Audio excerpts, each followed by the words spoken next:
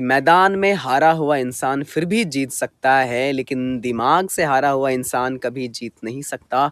और एक इंसान जब मान बैठा है कि मैं कुछ नहीं कर सकता, तो दुनिया की कोई भी ताकत उससे कुछ करवा नहीं सकती है।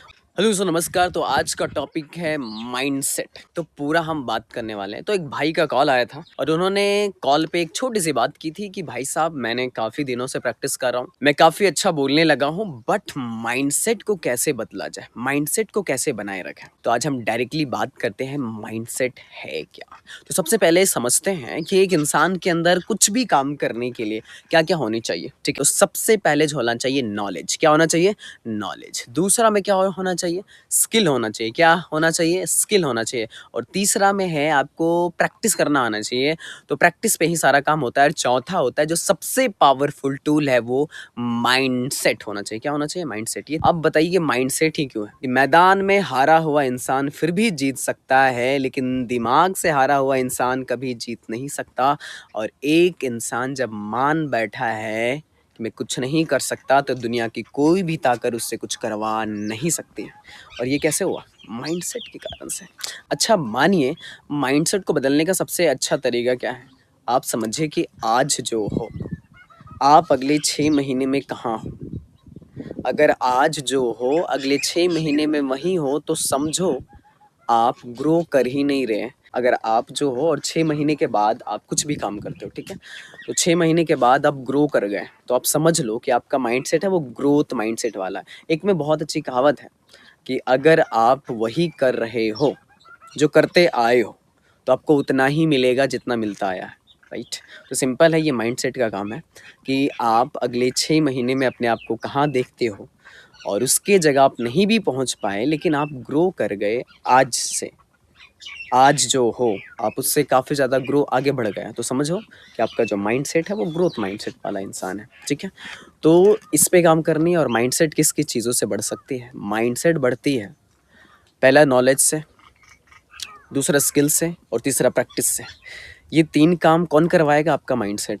आप ही सोच लीजिए कि अगर आपको एक अच्छा वक्ता बनना है, पब्लिक स्पीकर बनना है, और माइंडसेट है कि मैं तो बोल ही नहीं सकता, मैं तो कुछ नहीं कर सकता, तो आप क्या करोगे? क्या आप कुछ सीखोगे नहीं। जब आप सीखोगी नहीं, तो आपके अंदर स्किल कहाँ से आएगी? तो स्किल आएगी ही नहीं। तो आपके अंदर स्किल होनी चाहिए ना, तो स्किल आएगी कैसे? जब आप सीखोगे। आपके अंदर नॉलेज है, नॉलेज के हिसाब से आप उस स्किल को सीखोगे, तो आपके अंदर स्किल आएगा। जब आप स्किल कैसे आएगा? जब आप प्रैक्टिस करोगे, और जब प्रैक्टिस करोगे तो ऑटोमेटिकली आपका माइंडसेट बदल जाएगा। मैं एक छोटी सी कहानी सुनाता हूँ। एक छोटा सा लड़का होता है, उसे स्टैमरिंग होती है बचपन से, और वो कुछ नहीं करता है। वो एक चीज़ जान जाता है कि अगर प्रैक्टिस किया जाए तो अपनी स्पीच को ठीक किया जा सकता है। तो वो लड़का क्या करता है कि स्पीच पे प्रैक्टिस करने के समय तो मुझे क्या क्या करना है, अपने स्पीच पे काम करना है। तो वो कुछ बुक्स पढ़ते हैं, कुछ अच्छे अच्छे बुक्स पढ़ता है, रीड करता है, लोगों के सामने जाता है, बात करता है, वीडियो बनाता है, सारी चीज़ें करता है। ठीक है, अब वो सोच रहा है कि वही चीज़ को लगातार किया जाए।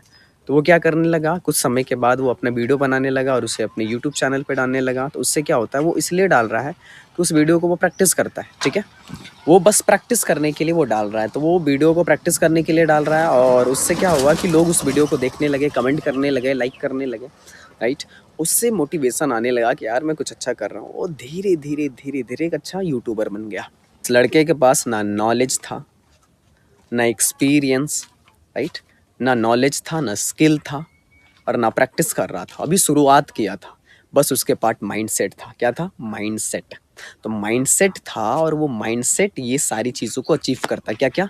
पहले नॉलेज को अचीव करेगा। ये जो आपका माइंडसेट है वो नॉलेज को अचीव कराएगा। माइंडसेट है वो स्किल सिखाने पे आपको मोटिवेट करेगा। ठीक है, आप स्किल सीखोगे, और आपको प्रैक्टिस करवाएगा डेली। राइट। जब आप प्रैक्टिस करोगे तो आपका माइंडसेट एक अच्छा वक्ता वाला बन जाएगा, एंड आप लोगों के बीच में आराम से बात कर सकते हो। एक अच्छा माइंडसेट देता हूँ कि आप ही सोचो कि एक इंसान पब्लिक में सिंगिंग कर सकता है, पब्लिक सिंगिंग कर सकता है, तो पब्लिक स्पीकिंग क्यों नहीं कर सकता?